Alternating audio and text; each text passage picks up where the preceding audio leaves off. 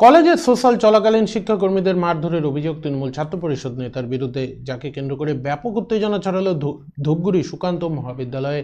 জানা গিয়েছে, বৃহস্পতিবার কলেজের বার্ষিক অনুষ্ঠান ছিল। অভিযোগ, অনুষ্ঠানের শেষ মুহূর্তে স্টাফ ক্যান্টিনে বসেছিলেন তৃণমূল ছাত্র পরিষদের এক নেতা। তাকে স্টাফ ক্যান্টিনে বসে থাকতে দেখে সেখান থেকে বেরিয়ে যেতে বলেন কলেজের এক শিক্ষাকর্মী। ঘর থেকে বেরিয়ে যাওয়ার কথা বলাকে নিয়ে মুহূর্তের মধ্যে দুজন বাগবিতণ্ডায় জড়িয়ে পড়েন।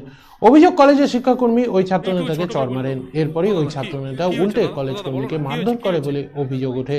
বিষয়টি জানাজানি হতে মুহূর্তের মধ্যে গোটা কলেজ চত্বরে ব্যাপক চাঞ্চল্য ছড়িয়ে পড়ে। ঘটনাস্থলে পুলিশ পৌঁছে দুজনকে সরিয়ে দেয়। এরপরই কলেজের অধ্যক্ষ বার্ষিক অনুষ্ঠান শেষ করে দেন। এদিকে কলেজের শিক্ষাকর্মীকে মারধরের ঘটনায় অন্যান্য কর্মীরা কর্মবিরতির ডাক দেন। এদিকে কলেজের ঘটনা জানতে পেরেই কলেজে উপস্থিত হন ধূপগুড়ি পুর বোর্ড অব অ্যাডমিনিস্ট্রেটরের ভাইস চেয়ারম্যান রাজেশ কুমার সিং। পরবর্তীতে কলেজে আসেন পরিচালন সমিতির সভাপতি তথা ধূপগুড়ির বিধায়ক নির্মল চন্দ্র রায়। দীর্ঘক্ষণ ধরে সকলকে নিয়ে বৈঠক চলে। পরবর্তীতে দুপক্ষের কথা শুনে সমস্যার সমাধান করেন। বৈঠকে উপস্থিত সকলে বিষয়টি নিয়ে আক্রান্ত শিক্ষাকর্মীর কোনো কিছু বলতে চায়নি। যদিও এই বিষয়ে কলেজের অধ্যক্ষ নীলাংশু শেখর দাস বলেন, তাদের এক শিক্ষাকর্মীকে মারধর করা হয়েছে। বিষয়টি ছাত্রনেতা স্বীকার করে নিয়েছেন। তারা বসে সমস্যার সমাধান করে নিয়েছেন। কি হয়েছে?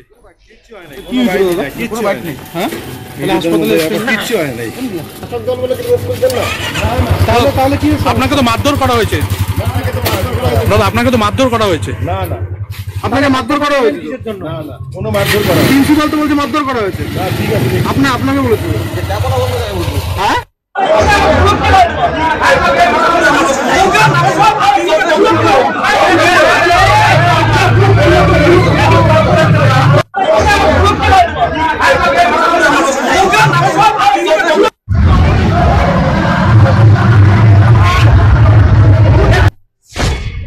না, এরকম কোনো তথ্য আমার কাছে নেই যে পাল্টা মারধর। একটা ঘটনা যেটা হয়েছে সেটা নিয়ে আমরা এতক্ষণ আলোচনা করে তার একটা সমাধান আমরা করেছি।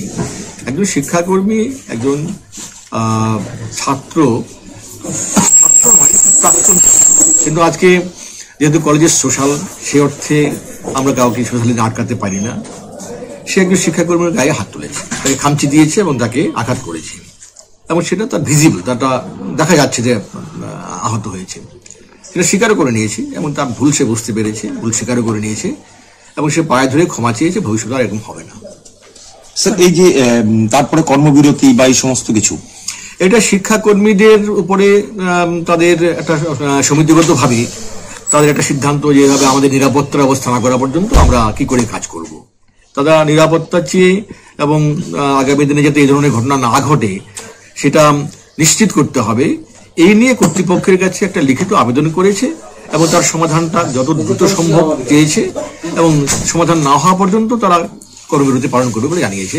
কিন্তু সেই অর্থে আমাদের কোনো কর্মবিরতির দ্বারা কোনো বিঘ্ন কিছু ঘটেনি। কারণ হচ্ছে, যখন ঘটনাটা ঘটেছে একে তো আজকে অফিসের কাছে সেই অর্থে নাই বললেই হয়, কারণ পঠন পাঠন ছুটি ছিল।